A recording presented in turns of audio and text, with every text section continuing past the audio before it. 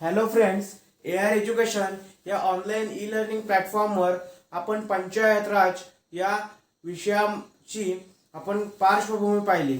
तर आज आपण या लेक्चरमध्ये स्वातंत्र्यपूर्व काळातील जी पंचायत राज व्यवस्था होती ती आपण काय करणार आहोत, डिस्कस करणार आहोत.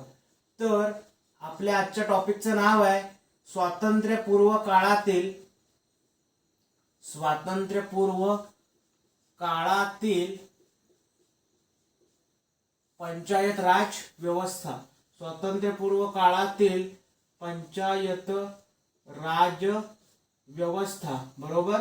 स्वातंत्र्यपूर्व काळातील पंचायत राज व्यवस्था. विद्यार्थी मित्र हो, बघा की कालच्या लेक्चरमध्ये आपण पंचायत राज विषयाची पार्श्वभूमी पाहिली. तर या लेक्चरमध्ये आपण स्वातंत्र्यपूर्व काळातील पंचायत राज व्यवस्था पाहणार आहोत.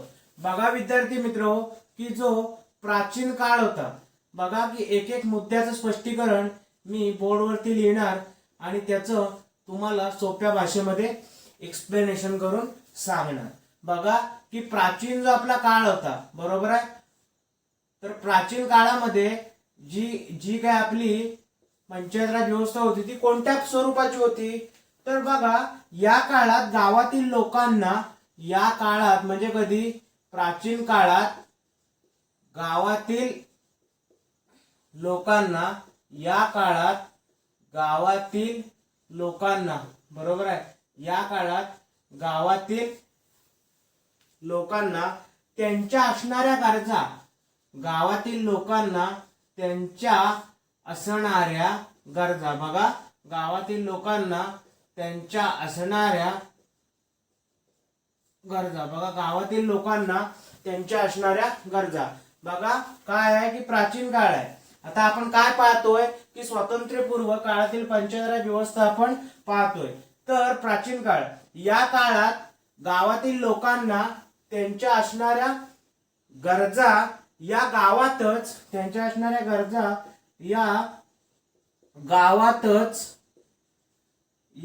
गावातच भागविल्या जाणाऱ्या, या गावातच भागविल्या जाणाऱ्या, बरोबर, या गावातच भागविल्या जाणाऱ्या किंवा गावातच भागविल्या जात असल्याने, गावातच भागविल्या जात असल्याने प्रत्येक गावाला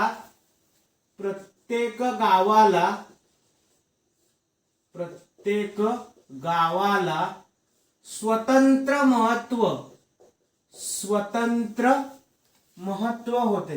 प्रत्येक गावाला स्वतंत्र महत्व होते. विद्यार्थी मित्र बघा, आतापर्यंत मी काय कव्हर केलंय की स्वातंत्र्यपूर्व काळातील पंचायत राज व्यवस्था. यामध्ये आपण पहिला मुद्दा पाहतोय की जो आपला पंचायत राज व्यवस्थेमध्ये जो प्राचीन काळ आपण होता, आणि आपण स्वातंत्र्यपूर्व काळातील पंचायत राज व्यवस्था डिस्कस करतोय की आपला प्राचीन काळ कसा होता. तर बघा की या काळात गावातील लोकांना त्यांच्या असणाऱ्या गरजा या गावातच भागविल्या जात असल्याने प्रत्येक गावाला स्वतंत्र महत्व होते. त्यामुळे एका अर्थाने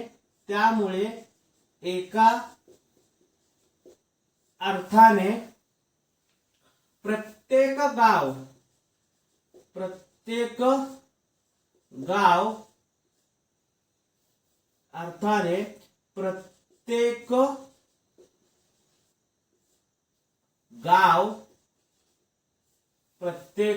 गाव हे स्वयंपूर्ण होते. प्रत्येक गाव हे स्वयंपूर्ण होते. प्रत्येक गाव हे स्वयंपूर्ण होते. बघा विद्यार्थी मित्र हो, की जो आपला प्राचीन काळ आहे ना, तर आपण प्राचीन काळाविषयी आपण पाहणार आहे. आणि आपलं टॉपिक काय आहे आजचा, तर स्वातंत्र्यपूर्व काळातील पंचायत राज व्यवस्था. तर नीट लक्ष द्या. आता आपण एक मुद्दा आपण काय केलाय की बोर्डवरती आपण त्याचा नोट्स फॉर्म मध्ये लिहिलेला आहे. बघा विद्यार्थी मित्र हो, की प्राचीन काळ जो होता, सर्वप्रथम प्राचीन काळ म्हणजे आपण बघू की प्राचीन काळ, या काळात गावातील लोकांना त्यांच्या असणाऱ्या गरजा या गावातच भागविल्या जात असल्याने प्रत्येक गावाला स्वतंत्र महत्त्व होते. त्यामुळे एका अर्थाने प्रत्येक गाव हे स्वयंपूर्ण होते. बघा की प्राचीन काळाचं एकदम स्पष्टीकरण जास्त करण्याची आवश्यकता आहे का, तर नाहीये. पण ते कसं आहे बघा की प्राचीन काळात काय होतं की गावातल्या ज्या गरजा होत्या त्या गावातच भागवल्या जात होत्या. आज बघा काय आहे की आज आपल्याला जर एखादी वस्तू पाहिजे असेल आणि ती आपल्या गावामध्ये जर उपलब्ध होत नसेल तर आपण काय करतो, शहरामध्ये जाऊन ती वस्तू आपण आपल्याला ज्या क्वालिटीची पाहिजे तसं ज्या क्वालिटीची ज्या पद्धतीने क्वालिटी क्वांटिटीची पाहिजे त्या पद्धतीने आपण काय करतो, त्या वस्तूची निवड करतो आणि ती वस्तू आपण खरेदी करतो. म्हणजे जसे बघा की आपल्याला आजकाल आपल्या गरजा सुद्धा पूर्वीच्या ज्या गरजा आहेत आणि आजच्या ज्या गरजा आहेत त्या गरजांमध्ये आपल्याला भिन्नता आढळलेली पाहायला मिळेल. का, कारण पूर्वीच्या गरजा या अन्न वस्त्र आणि निवारा, बघा अन्न वस्त्र आणि निवारा एवढ्या जर गरजा पूर्ण झाल्या तर तो माणूस पूर्वीच्या काळानुसार म्हणजेच थोडक्यात या पॉइंटनुसार प्राचीन काळानुसार परिपूर्ण मानला जायचा. आज मितीस ते आहे का, तर आज मितीस तसं आपण म्हणू शकत नाही. बघा की आज मितीस गरजांची काय झालेली आहे, वाढ झालेली आहे. पूर्वी ज्या आपल्या गरजा होत्या मानवाच्या मूलभूत गरजा, बघा की पूर्वी आपल्याला शालेय जीवनामध्ये हे सगळं शिकवलं गेलेलं आहे, परंतु आज मितीस गरजांची झालेली वाढ आपल्याला काय करावी लागेल, यामध्ये डिस्कस करावी लागेल. बघा की प्राचीन काळाचं जर आपण उदाहरण घेतलं तर काय आहे की प्राचीन काळ जो आहे तर या काळात गावातील लोकांना त्यांच्या असणाऱ्या गरजा या गावातच भागविल्या जात असल्याने प्रत्येक गावाला स्वतंत्र महत्त्व होते. त्यामुळे एका अर्थाने प्रत्येक गाव स्वयंपूर्ण होते. बघा किती प्राचीन काळातील चांगली संकल्पना होती. तर गावातल्या ज्या गरजा होत्या त्या गावातच भागवल्या जायच्या. त्यामुळे काय व्हायचं, म्हणजे जसं पूर्वी अलुतेदारी पद्धत आणि बलुतेदारी पद्धत या दोन पद्धती होत्या, या एक प्राचीन काळातील अर्थशास्त्राचा कडाच मानला जातो. का, बघा की काय असायचं पूर्वी, सोनार कुंभार काय असायचं की विशिष्ट काय असायचं, अलुतेदारी आणि बलुतेदारी या पद्धती असायच्या. काय असायचं की एखाद्या व्यक्तीला सोन्याचा दागिना जर घडवून घ्यायचा असेल तर आणि प्रत्येक माणूस हा त्या त्या गोष्टीमध्ये पारंगत होता. बघा की कुंभार मडके घडवत असायचा, बरोबर, कुंभार काय करायचा, मडकं घडवायचा. त्यानंतर सोनारा सोनं करायचा. मग काय असायचं, किंवा जो शेतकरी असेल तो शेती करायचा. मग काय व्हायचं याच्यामध्ये, तर याच्यामध्ये सगळ्यात महत्वपूर्ण काय असायचं की समजा सोनाराला जर सोनार काय करायचा की सोनं घडवायचा ना, बघा की विविध स्वरूपाचे दागिने असतील त्या दागिन्यांची निर्मिती करत असत त्यावेळी. त्यानंतर कुंभार काय करायचा की मडकं बनवायचा. बघा आता मडक्याची गरज कुणाला भासली, सोनाराला, आणि कुंभाराला कशाची गरज वाटायला लागली, सोन्याची गरज वाटायला लागली. बघा की तुम्हाला मी बेसिक ओव्हरव्ह्यू देतो. बघा की सोनार आहे तो काय करायचा त्यावेळेस, सोनं बनवायचा. सोनार काय बनवायचा, सोनं बनवायचं. आणि कुंभार काय करायचा, कुंभार काय करायचा तर कुंभार मातीच्या वस्तू बनवायचा, बरोबर आहे, मातीच्या वस्तू, मातीच्या वस्तू काय करायचा, तयार करायचा, मातीच्या वस्तू तयार करायचा. आता विद्यार्थी मित्र हो, एक लक्षात घ्या की बघा की कुंभार कशामध्ये तज्ञ होता, तर कुंभार मातीच्या वस्तू बनवण्यामध्ये तज्ञ होता. सोनार कशामध्ये तज्ञ होता, सोनं बनवण्यामध्ये. याचा अर्थ काय होतं की जी व्यक्ती आहे म्हणजे अलुतेदार पद्धत असेल आणि बलुतेदार पद्धत असेल, याला तर प्राचीन काळातील अर्थव्यवस्थेचा कणाच म्हणायला पाहिजे.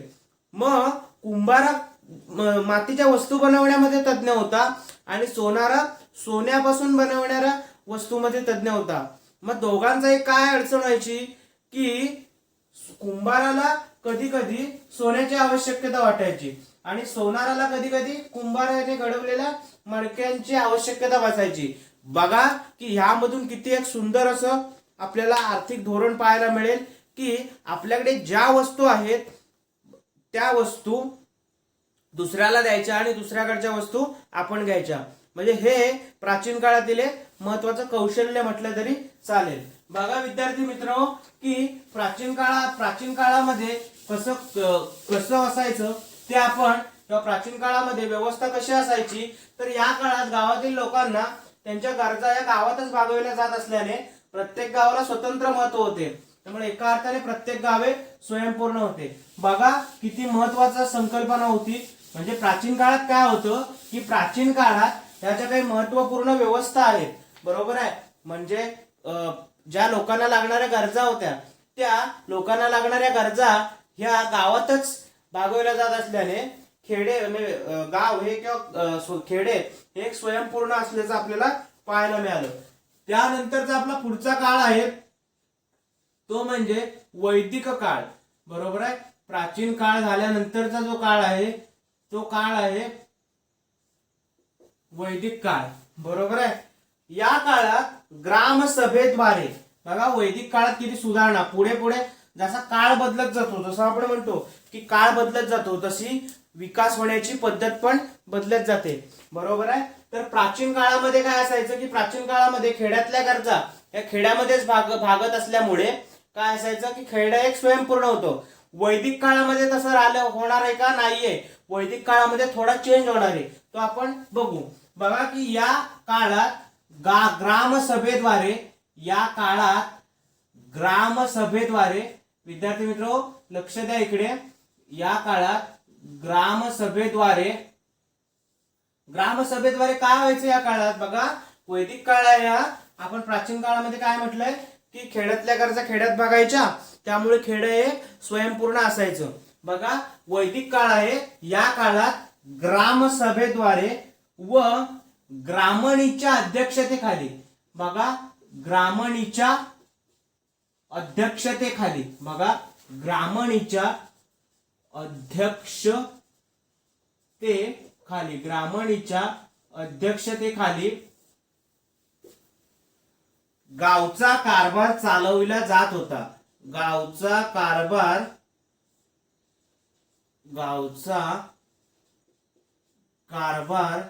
चालविला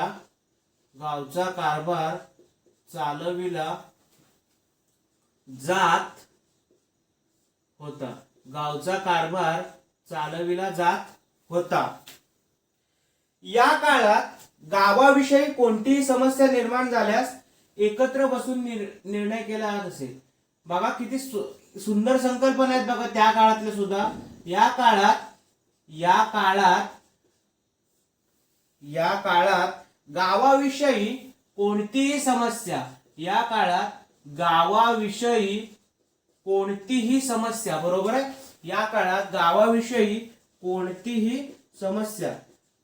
आणि ह्या ज्या नोट्स आहेत विद्यार्थी मित्र, ह्या तुम्ही अत्यंत चांगल्या पद्धतीने काय करा, बुलेट फॉर्म मध्ये आणि जितकं सारांश पद्धतीने काढता येईल. मी तुम्हाला डिटेल का घेतो, कारण तुम्हाला जो कोणताही प्रश्न येईल त्या प्रश्नाचं उत्तर यामध्ये मिळण्यासाठी मी जे असेल ते रायटिंग डिटेल मध्ये घेत असतो. बघा की याकडे कोणतीही समस्या निर्माण झाल्यास,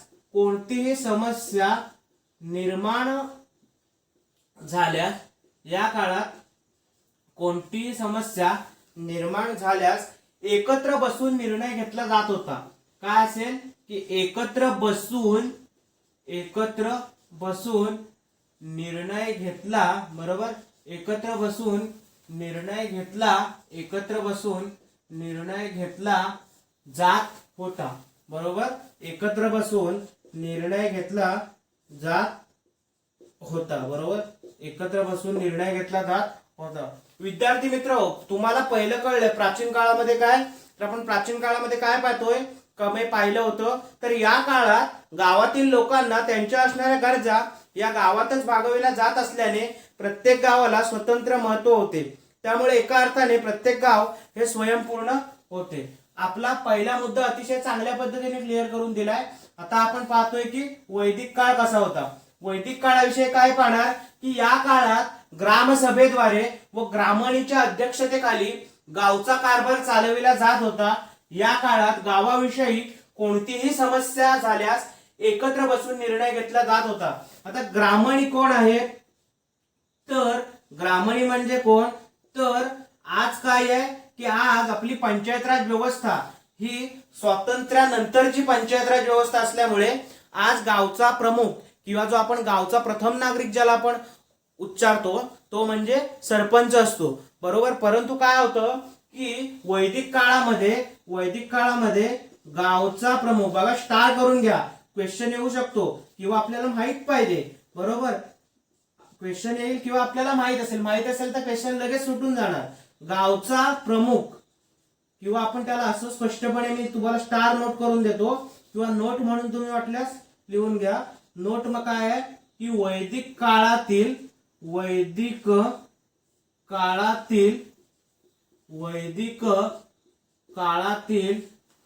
गावचा प्रमुख, वैदिक काळातील जो गावचा प्रमुख असायचा त्या गावच्या प्रमुखाला काय म्हटलं जायचं, ग्रामणी असं म्हटलं जायचं, बरोबर आहे.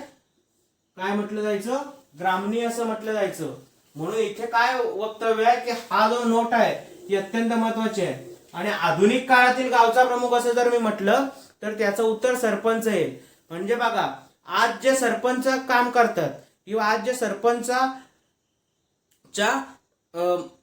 सरपंचाच्या महत्वाचं जे काम असतं गावाचा विकास करणं, ते वैदिक काळामध्ये कोण करत असे, ग्रामणी करत असे. बघा की वैदिक काळात काय होतं की या काळात ग्रामसभेद्वारे, आता बघा की वैदिक काळामध्ये सुद्धा ग्रामसभा ह्या घेतल्याच जात होत्या. वैदिक काळात ग्रामसभेद्वारे व ग्रामणीच्या अध्यक्षतेखाली गावचा कारभार चालविला जात होता. या काळात गावाविषयी कोणतीही समस्या निर्माण झाल्यास एकत्र बसून निर्णय घेतला जात होता. हा एक नोट आहे, ही महत्वाची नोट आहे. बघा की वैदिक काळातील गावचा प्रमुख हा कोण होता, ग्रामणी असलेला आपल्याला पाहायला मिळेल. विद्यार्थी मित्र हो, आपण प्राचीन काळ आणि जो वैदिक काळ आहे आपला, बघा की प्राचीन काळ आणि वैदिक काळ जो आहे त्याच्याविषयी आपण महत्वाच्या ज्या काही संकल्पना आहेत त्या संकल्पना आपण पाहिल्या. म्हणजे प्राचीन काळामध्ये तुम्हाला बघा, प्राचीन काळ आणि वैदिक काळ ह्याच्याविषयी काय आहे की प्राचीन काळामध्ये जर आपण गेलो तर प्राचीन काळामध्ये खेड्यातल्या किंवा गावातल्या ज्या गरजा होत्या त्या गावातल्या लोकांमार्फतच भागविल्या जात असल्यामुळं इतर गावाशी त्याचा इतका फारसा संबंध येत नव्हता. म्हणून गावातल्या गरजा किंवा गावातले जे काही गरजा असतील त्या गावातच भागवल्या जायच्या. म्हणजे एखाद्याला समजा XYZ या 3 व्यक्ती असतील तर 3 व्यक्तींना एखाद्या गोष्टीची जर गरज लागली तर X हा Y ची मदत करायचा, Y Z ची करायचा, X हा Z ची करायचा. काय व्हायचं की प्रत्येक लोक एकमेकांना सहकार्य करत असल्यामुळे आणि प्रत्येक लोकांना एकमेकांना सहकार्य करण्याची भूमिका मुळात असल्यामुळे काय व्हायचं की खेड एक स्वयंपूर्ण मानलं जायचं. हा झाला प्राचीन काळाचा मुद्दा. वैदिक काळाच्या मुद्द्यामध्ये आपण काय पाहिलं की वैदिक काळामध्ये सुद्धा ग्रामसभा घेतल्या जायच्या आणि वैदिक काळामध्ये गावचा प्रमुख कोण असायचा, तर वैदिक काळामध्ये गावचा प्रमुख हा ग्रामणी असायचा. आणि त्या ग्रामणी काय करायचा की गावचा कारभार जो असेल तो गावचा कारभार काय करायचा, ग्रामणी चालवायचा. तसंच जर कोणत्या समस्या जर निर्माण झाल्या, म्हणजे एखादा विषय असेल आणि एखाद्या विषयामध्ये जर मतभिन्नता आली तर ती मतभिन्नता दूर करण्यासाठी गाव पातळीवरच विषय सोडवून घेतले जात होते. बघा किती चांगल्या संकल्पना आहेत. या संकल्पना म्हणजे आपण म्हणतो की आधुनिक काळातीलच पंचायत राज व्यवस्था चांगली. बघा कुठल्याही काळामध्ये जर गेलात तर आणि मुळात पंचायत राज व्यवस्थेचं जसं आपण पार्श्वभूमी पाहिली त्याच्यामध्ये आपल्याला काय सांगितलंय की भारत हे एक स्वतंत्र प्रजासत्ताक राष्ट्र आहे आणि त्याला काय आहे की लोककल्याणकारी हिताचा त्यांनी काय केलेला आहे, अवलंब केलेला आहे. बघा आज आतापर्यंत आपण प्राचीन काळ आणि वैदिक काळ तुम्हाला मी एक्सप्लेन केला. त्याच्या पुढे आपण पाहणार आहे की ब्रिटिश. बघा की त्याच्या पुढे आपण आपला जो मुद्दा आहे, काय मुद्दा आहे की ब्रिटिश अर्थात स्वातंत्र्यपूर्व काळ. बघा की हे जे लेक्चर आहे या लेक्चरमध्ये आपण स्वातंत्र्यपूर्व, बरोबर आहे, या लेक्चरमध्ये आपण स्वातंत्र्यपूर्व काळातील आपण काय करतोय, पंचायत राज व्यवस्था पाहतोय. बघा या लेक्चरमध्ये आपण काय करतोय, स्वातंत्र्यपूर्व काळातीलच फक्त पंचायत राज व्यवस्थेचं काय करणार, एक्सप्लेनेशन करणार. याच्या नेक्स्ट लेक्चर ज्यावेळी मी घेईन त्यावेळी तुम्हाला नेक्स्ट लेक्चरमध्ये आपण पुढचे जे मुद्दे आहेत, महत्वपूर्ण मुद्दे आहेत ते आपण पाहणार. त्याच्या सुरुवातीला आपण प्राचीन काळ घेतला. तुम्हाला मी नोट्स व्यवस्थित शॉर्ट फॉर्म मध्ये करून देते. हे काय की हा प्राचीन काळ आहे, बरोबर आहे. त्यानंतर तुम्हाला मी एका डिफरन्सच्या माध्यमातून ते लिहून देतो. आणि दुसरा कुठला आहे काळ, दुसरा काळ आहे वैदिक काळ, बरोबर. पहिला काळ आहे तो म्हणजे प्राचीन काळ, दुसरा काळ आहे तो वैदिक काळ. प्राचीन काळामध्ये काय होतं, प्राचीन काळामध्ये खेड्यामध्ये किंवा जे प्राचीन काळामध्ये गावामध्ये गरजांची पूर्तता केली जात असे. गावामध्ये गरजांची पूर्तता केली जात असे. त्यामुळं काय होतं की ते काय होतं, स्वयंपूर्ण होतं. बघा किती महत्वाचे मुद्दे आहेत.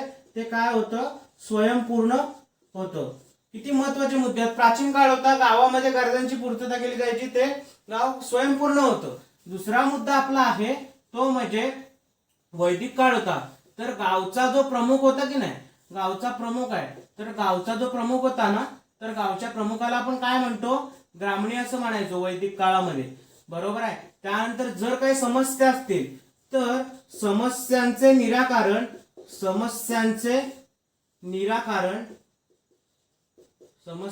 निराकरण हे गावातच होत असे किंवा ग्रामीण पातळीवर